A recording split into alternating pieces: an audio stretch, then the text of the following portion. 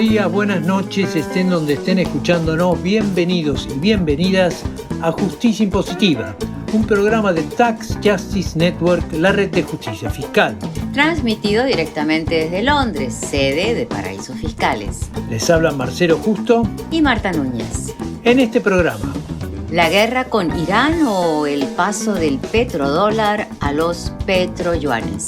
La inteligencia artificial, el agua y el calentamiento global.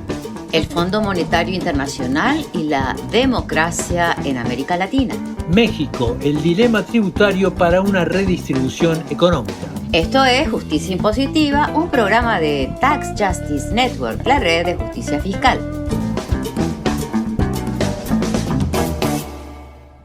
El impacto de la aventura militar estadounidense-israelí contra Irán, iniciada el 28 de febrero de 2026, va mucho más allá de un acuerdo de paz, mucho más allá de lo diplomático o lo comercial. Muchos analistas consideran que el conflicto es parte de la nueva arquitectura financiera global, con el paso de los llamados petrodólares que dominaban el comercio internacional del petróleo a los petroyuanes, como alternativa china a la hegemonía estadounidense en el comercio internacional de este recurso esencial. Pero hagamos un poco de historia, Marta. Para saber a dónde vamos hay que saber de dónde venimos. Bien dicho, sabias palabras. Historia y sabiduría van de la mano, Marcelo, así que empecemos. La hegemonía internacional del dólar se consolidó en los 70s, cuando se acuñó el término petrodólar. Petrodólar, nombre que se daba a los dólares que circulaban a nivel internacional para la compra y venta de petróleo. En 1973, Estados Unidos realizó acuerdos estratégicos con Arabia Saudita para que el país árabe reinvirtiera sus excedentes de la exportación petrolera en activos financieros estadounidenses. El esquema se extendió posteriormente a los países de la Organización de Países Exportadores de Petróleo, la OPEP, lo que consolidó el papel del dólar como moneda de reserva global. Estos petrodólares reinvertidos en activos estadounidenses fueron también fundamentales en la desregulación del sistema financiero global y el crecimiento de los paraísos fiscales que se consolidaría en los años 80. La centralidad internacional que logró China en este siglo XXI cambió las cosas. En 2012, Irán comenzó a aceptar yuanes como medio de pago a sus exportaciones de petróleo, y las transacciones se vieron favorecidas con el lanzamiento del sistema de pagos interbancario y transfronterizo en el 2015, que facilita los pagos en la moneda china. El crecimiento de los BRICS, 11 países que conforman la mitad de la población mundial, y la guerra entre Rusia y Ucrania aceleraron este proceso. La investigadora Jennifer Montoya Madrigal de Ovela, el Observatorio Económico Latinoamericano, acaba de publicar un artículo titulado precisamente El ocaso del petrodólar y el amanecer del petroyuan. Este es el diálogo que mantuvo Montoya Madrigal con Justicia Impositiva. Cuando hablamos de petróleo solemos pensar principalmente en energía, transporte o la producción industrial. Sin embargo, el petróleo también es uno de los pilares en la arquitectura financiera internacional. Esto se debe a que la moneda utilizada para comerciar el principal energético en el mundo genera una demanda permanente de esa divisa y le otorga ventajas financieras al país que le emite. Esto tiene origen en la década de los 70, cuando Estados Unidos y Arabia Saudita acordaron comercializar el petróleo principalmente en dólares, y así nació el sistema del petrodólar. Esto significó que todos los países que necesitaban importar este energético también debían mantener reservas en dólares. Otro de los acuerdos fue que los países exportadores reinvertirían buena parte de estos ingresos en bonos del tesoro. Ahora, respecto a esta estructura, aparecen los petroyuanes como parte de la estrategia china para convertirse también en una alternativa o en otro polo respecto a la hegemonía estadounidense. ¿Cómo es tu evaluación del impacto que está teniendo esta estrategia china en la creación de una nueva arquitectura financiera global? ¿Se limita al dólar? ¿Va más allá? ¿Cómo es la cosa?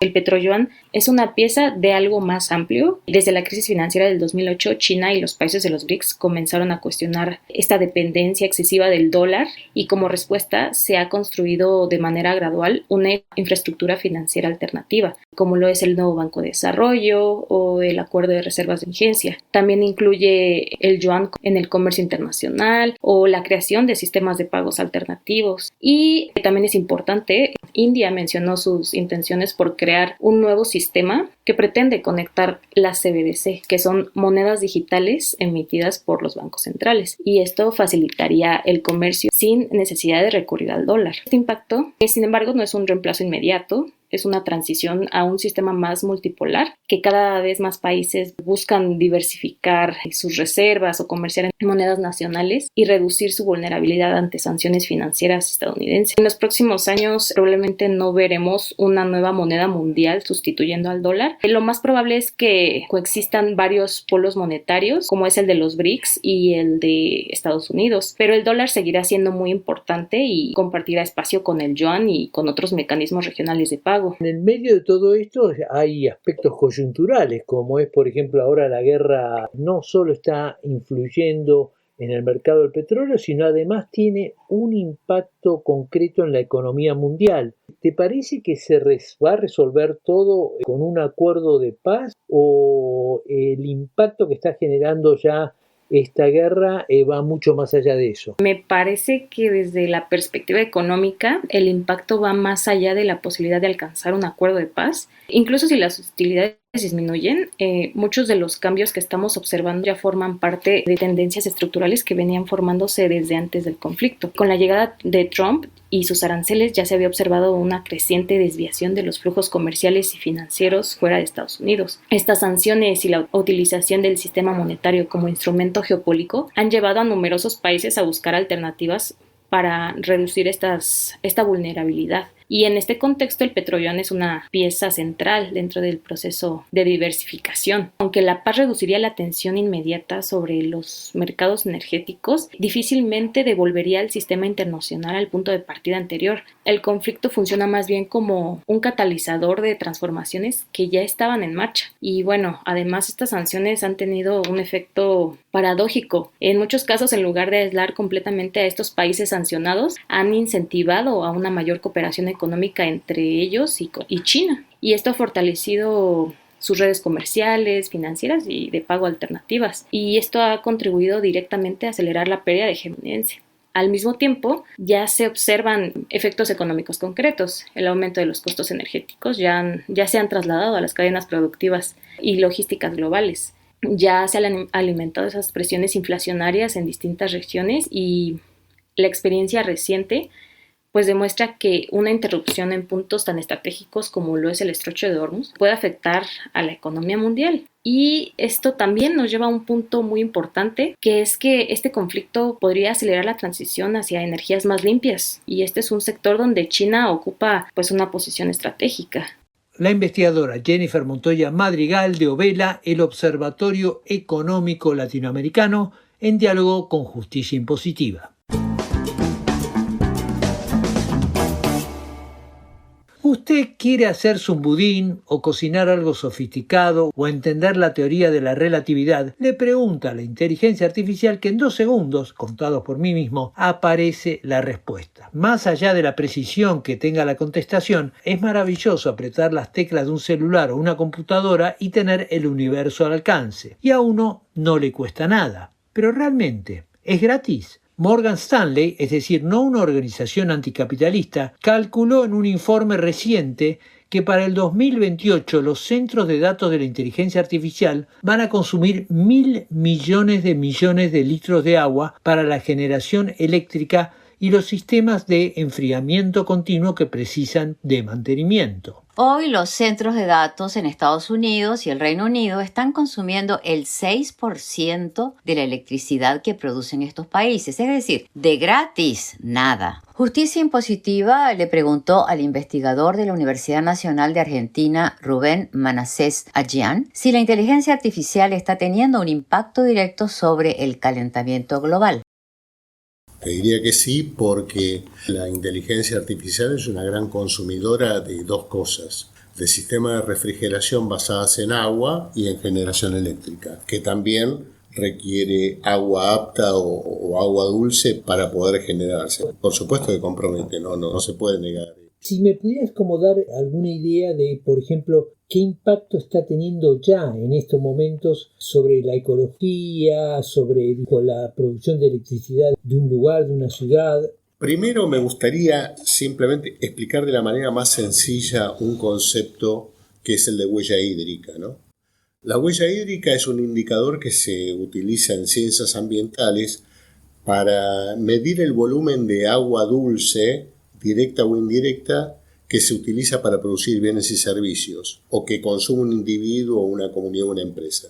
Entonces, la huella hídrica representa todo el agua que se consume, evapora o que contamina a lo largo de una cadena de suministro y de consumo. La huella hídrica puede ser de tres tipos. Puede ser verde, el agua dulce proviene de la lluvia o la que está almacenada en las plantas. La azul, que es el agua que se extrae de fuentes superficiales, que pueden ser ríos y lagos, o subterráneas, acuíferos y napas.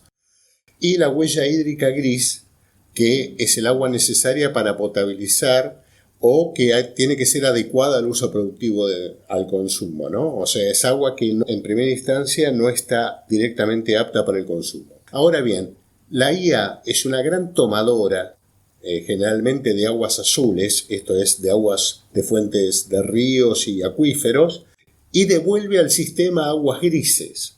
Entonces vos decís, la cantidad de agua es la misma, sí, pero tomo agua limpia y la devuelvo contaminada. Y esto es lo que está sucediendo básicamente con los sistemas de refrigeración que tienen que ver con la IA. El token en el lenguaje de la IA es la unidad mínima de información.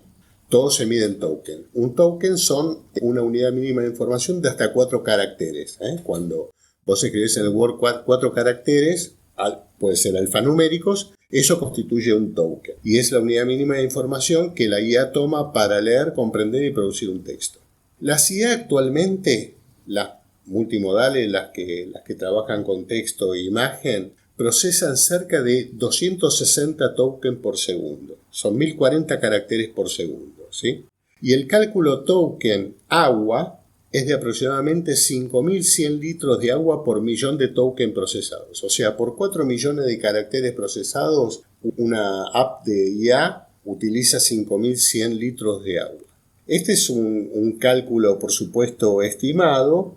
Hay algunos cálculos más sencillos, ¿no? Una consulta simple de 10 preguntas con el ChatGPT, por ejemplo, consume alrededor de medio litro de agua. Mientras que procesar una imagen, cuando vos decís quiero que aparezca una foto de mi abuelito con una oveja, que es cualquier imagen, consume cerca de 3 litros de agua dulce, agua apta para el consumo humano, que se destina en este caso para básicamente refrigerar los sistemas de IA. Los sistemas de IA funcionan con procesadores muy complejos y el procesamiento de los algoritmos hace que los sistemas se recalienten y por eso necesitan imperiosamente el sistema de refrigeración. El agua provee esa refrigeración que necesita la IA.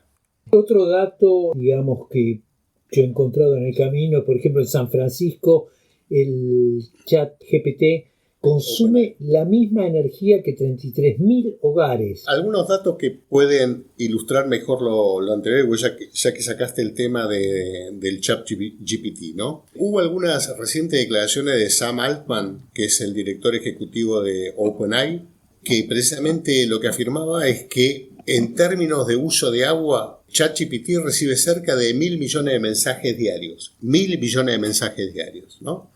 De diferente cantidad de tokens, ¿no? ¿Cómo preparo un pastel de papas? ¿Qué hago con tal cosa? ¿Qué significa? Bueno, recibe 1.000 millones de mensajes por día, lo cual significa un consumo aproximado de 500 millones de litros diarios de agua.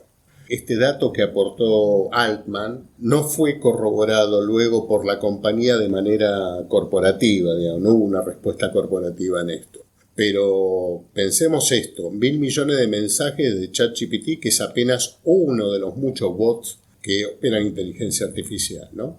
Tal vez sea el más importante, pero es uno entre tantos. El investigador de la Universidad Nacional de Argentina, Rubén Manasés Adjian, en diálogo con Justicia Impositiva. En términos económicos y de eficiencia, la idea es que la inteligencia artificial va a optimizar el funcionamiento de las empresas y revolucionar, de hecho ya lo está haciendo, la medicina, la educación, las artes, la vida humana. Lo que antes requería 1 o 10 empleados, ahora lo harán los centros de datos. Pero nuevamente, esto no es gratis. Hay que distinguir entre el uso de la inteligencia artificial para esparcimiento, por ejemplo, para averiguar una receta de cocina, o la teoría de la relatividad, como has dicho, Marcelo, de la que usan compañías, universidades, instituciones, sistemas de salud. Acá nuevamente el modelo económico de la inteligencia artificial varía. Para el usuario individual puede resultar muy barato o nulo. Para el sector productivo y del conocimiento puede ser mucho mayor que todos los empleados que ha reemplazado. Y ya está dominado por un puñado de enormes empresas tecnológicas que luchan por ver quién será la primera en monopolizar la inteligencia artificial. En el programa de septiembre analizaremos la estructura real de costos de la inteligencia artificial y su impacto sobre la economía.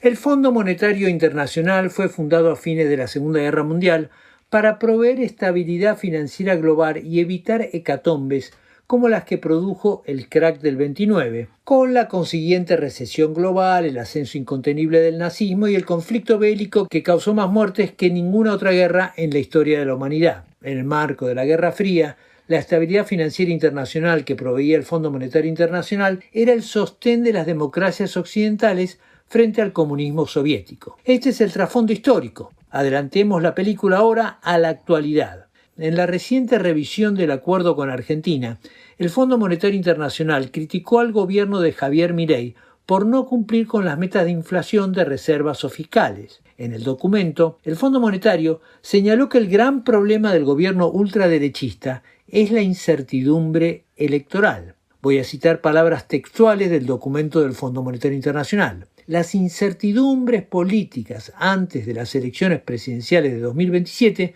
podrían provocar salida de capitales y ralentizar o revertir el impulso reformista. En otras palabras, para el Fondo Monetario Internacional, las elecciones, ese mecanismo básico y esencial del funcionamiento democrático, son la fuente de la inestabilidad financiera de un país. ¿Propone el fondo entonces que se suspendan los comicios?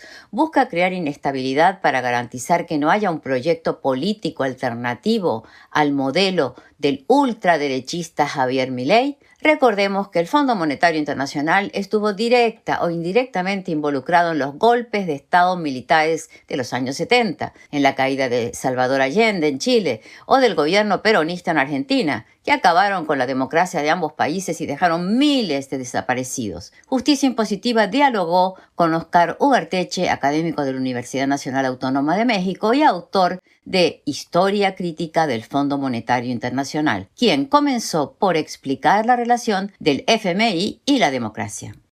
Ellos siempre le han apostado a los candidatos de libre mercado. En otra época, apostar por el candidato de libre mercado era eso, una apuesta. Pero en el gobierno de Trump ya no es una apuesta. Porque como pudimos ver en las elecciones de Honduras, Trump saca de la cárcel al expresidente Hernández, que tenía 45 años de cárcel por narcotráfico, para que el partido político por el que Hernández fue presidente pueda ganar las elecciones. Entonces, Hernández regresa a Honduras a ayudar a hacer campaña al candidato de su partido, que es el que eventualmente gana. Esas son las nuevas formas de intervención.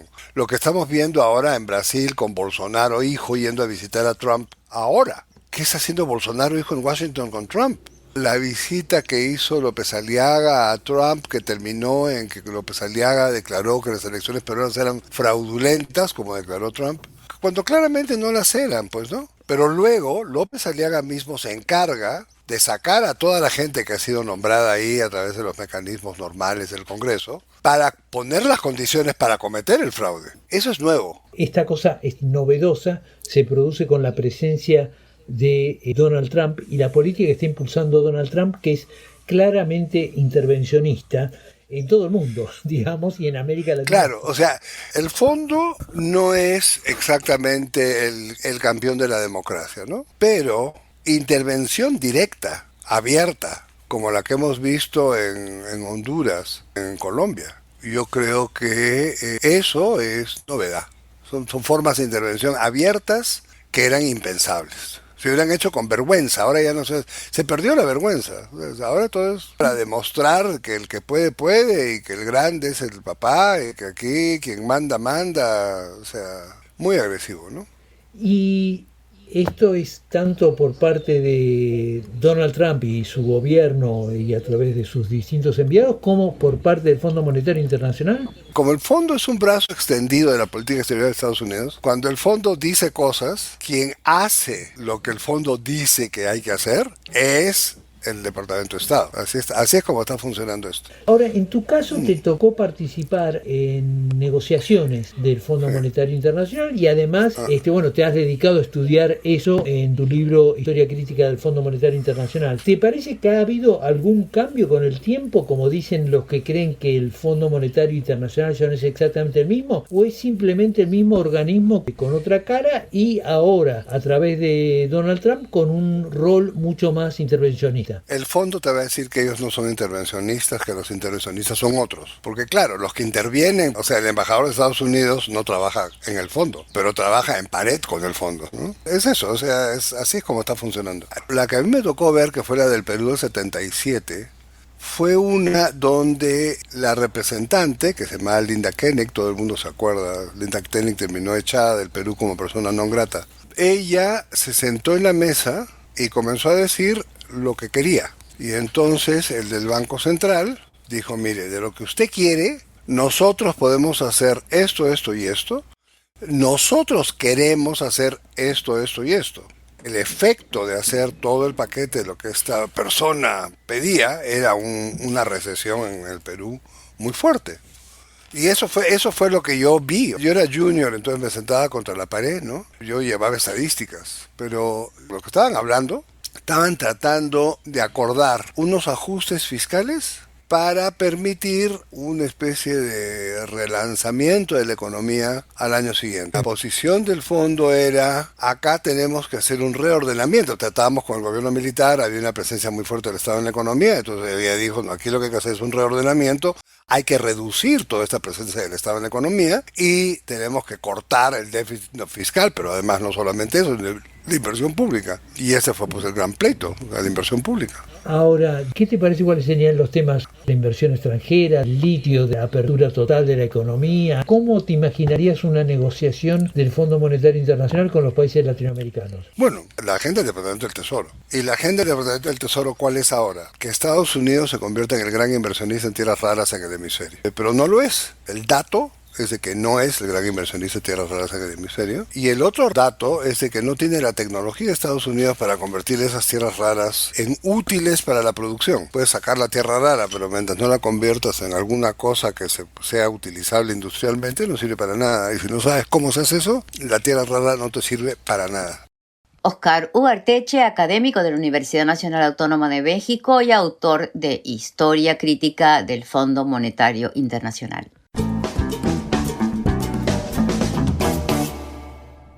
La presidenta de México, Claudia Sheinbaum, mantiene extraordinarios niveles de aprobación desde que asumió el cargo en octubre de 2024. A pesar de que el crecimiento económico apenas supera el 1% y que hay una oposición encarnizada hasta el fanatismo con gran apoyo del poder mediático y económico, a pesar de que ha tenido que lidiar con Donald Trump respirándole en la nuca con amenazas de invasión y de ruptura del Tratado de Libre Comercio con Estados Unidos y Canadá, Sheinbaum tiene un nivel de popularidad que oscila entre el 69 y el 72%, uno de los más altos de América Latina. La presidenta mexicana ha mantenido el gasto social que caracterizó a su predecesor, Andrés Manuel López Obrador, AMLO como se lo conoce, pero según un informe de la organización humanitaria Oxfam, la actual estructura tributaria para sostener este gasto está encontrando un límite. Tanto AMLO como Claudia Sheinbaum aumentaron la deficiencia tributaria y la lucha contra el fraude fiscal, con lo que lograron mantener la recaudación tributaria que había sufrido un golpe con la caída del precio del petróleo en los últimos 15 años. Pero la realidad es que México recauda muy poco en relación al promedio de América Latina, un 17% del Producto Interno Bruto. Y no solo eso, la estructura tributaria es regresiva, basada en los impuestos al consumo y a la mayoría asalariada. El déficit fiscal es de alrededor del 5% del Producto Bruto Interno y la deuda es estable, pero el pago de los intereses es cada vez más dominante dentro del gasto. Justicia Impositiva habló con Diego Merla López, encargado de política tributaria en Oxfam, México, y uno de los coautores del informe. Merla López comenzó por especificar los desafíos tributarios que enfrenta el gobierno de Sheinbaum. Este sistema ya llegó a su límite en cuánto se puede recaudar con estas reglas y de quién. México históricamente recauda muy poco, dependimos mucho tiempo de ingresos petroleros que hoy cada vez son más bajos y no van a volver. Y además no recaudamos de donde está más concentrado el dinero, que es en la riqueza acumulada. Mientras que el consumo y el trabajo de las personas aportan más de 60 de cada 100 pesos de la recaudación, las ganancias de las personas más ricas de México no aportan ni siquiera 22 centavos de cada 100 pesos. Y si vemos las de las personas físicas, es decir, personas reales, grandes contribuyentes, que son las que ganan más de 1.500 millones de pesos al año, no son ni un centavo. Y esto es una de las principales razones por las cuales México es de los países que peor recauda en América Latina. Y comparados con América Latina, nuestra recaudación está más o menos 5 puntos porcentuales debajo del promedio de recaudación latinoamericano. En México recaudamos como 17% de nuestro Producto Interno Bruto, mientras que en América Latina el promedio está entre el 22-23%, y en la OCDE está por ahí del 34%. Entonces es una muestra muy clara de que por más que si diseñes estrategias para cobrar créditos fiscales o más en aduanas, eficiencia, combatir evasión y elusión, hace falta una conversación profunda y real para ver, cómo diseñamos un plan a mediano y largo plazo para acercarnos a niveles de recaudación y entonces también poder pensar en un Estado que provea servicios y garantice derechos, pero el principio es recaudar más y recaudar de donde está el dinero, de quien más lo tiene. Ustedes tienen en Oxfam sus propias propuestas para el gobierno para solucionar esta situación en la recaudación. ¿Nos puedes contar un poco cómo es eso? Lo primero que proponemos que paguen más los más ricos, los que más tienen y los que más riqueza acumulan. En México la riqueza aporta muy poco. En el informe también describimos, hacemos una suma de los impuestos a dividendos, a ganancias del capital, intereses, y les llamamos ganancias ociosas, ¿no? Porque son aquellas ganancias que en realidad se deben solamente como a la acumulación del capital mismo, ¿no? Es capital reproduciéndose. Y son ni siquiera 2 pesos de cada 100 de la recaudación. Entonces creo que hay que repensar los impuestos a la riqueza y retomar propuestas ya sean como las del Observatorio Internacional Fiscal, de un impuesto mínimo efectivo a la riqueza, pero también está, por ejemplo, el impuesto predial, impuestos a la propiedad que fortalecen finanzas subnacionales, impuestos a las grandes herencias, impuestos a las ganancias extraordinarias de empresas altamente contaminantes, impuestos a transporte de lujo, que también publicamos un cuadernillo hace muy poco al respecto. Es decir, hay muchas alternativas de cómo cobrarle mejor a la riqueza. La cosa es tener la voluntad política de implementarlas. Y hay ejemplos en el mundo de gente que lo está haciendo, el alcalde de Nueva York, el gobierno de Brasil, es decir, se puede. La cosa es atreverse y la gente está muy a favor. Ahora, a pesar de los índices altos de popularidad de Sheinbaum, hay igual una fuerte resistencia a su gobierno del poder económico y el poder mediático, que quizás no tengan unos porcentajes de seguidores tan grandes a nivel de población, pero sí tienen un poder de fuego mucho mayor. Nunca es fácil, ¿no? Muchas veces se piensa que hablar de impuestos es lo que te va a hacer perder después como popularidad. En realidad lo que te hace perder es gobernar mal, y gobiernas muy mal cuando no tienes recursos. Entonces va a tener peores consecuencias si seguimos restringiéndonos a un sistema y a una estructura fiscal que limita la posibilidad de garantizar derechos, contrario a proponer una agenda ambiciosa en donde digamos, oigan, toca volverse a sentar a hablar de cómo recaudamos y para qué. Y para eso el gobierno de México tiene toda la legitimidad y todas las capacidades para convocar a una gran conversación nacional. El fantasma que siempre se invoca en estos casos es el de la fuga de capitales, que medidas de ese tipo generarían una fuga de capitales que a su vez tendrían un impacto en el crecimiento económico y por supuesto en la posibilidad de redistribución que el gobierno tiene como objetivo político. Por eso es necesaria una conversación grande, democrática, que convoque a todas las partes, porque sí hay que voltear a ver todas las aristas de una decisión así. Pero son decisiones que muchas veces tenemos mucho más en mente lo que nos han dicho que son los peores escenarios, las peores consecuencias y que no no necesariamente se cumplen. En Noruega hubo muchísima desinformación, por ejemplo, pero hace unos años modificaron hacia arriba la tasa de su impuesto a la riqueza y la recaudación subió, llegaron a máximos históricos. Hay muchos otros factores, ¿no?, que influyen a la hora de decidir vivir o no en un país. También no es tan fácil llevarte toda tu riqueza que generaste en un país a otro. Y la otra cosa que creo que vale la pena mencionar, que es la inversión, que siempre se dice como no, pero van a ahuyentar la inversión y si de por sí no hay inversión. Bueno, otro de los grandes motores de la inversión general agregada es la inversión pública. Y en México la inversión pública está en mínimos históricos. Desde 1980 ha bajado muchísimo. Hemos decidido usar la inversión pública justamente como la variable de cambio. Cada que enfrentamos crisis, lo primero que castigamos en México cuando se dice que va a haber austeridad, que necesitamos apretar el cinturón, recortar el gasto, es la inversión pública. Para invertir más desde lo público necesitamos recaudar más. Y si estamos invirtiendo más desde lo público, también eso motiva la inversión privada, que la acompañe, que vayan bien coordinadas. Hay caminos, ¿no? Y creo que hay que hacer también mucha comunicación al respecto para apaciguar un poco los miedos y también construir esperanza. Imaginemos una nueva política hacendaria que en serio esté enfocada en garantizar el bienestar de las personas, de las comunidades y de la naturaleza. Diego Merla López, encargado de política tributaria en Oxfam, México. Llegamos así al final de esta edición de Justicia Impositiva. Y recuerden que pueden suscribirse a nuestra página web www.justiciaimpositiva.com. Desde los estudios de Tax Justice Network se despiden Marta Núñez y Marcelo Justo. Nos vemos en septiembre en nuestro próximo programa.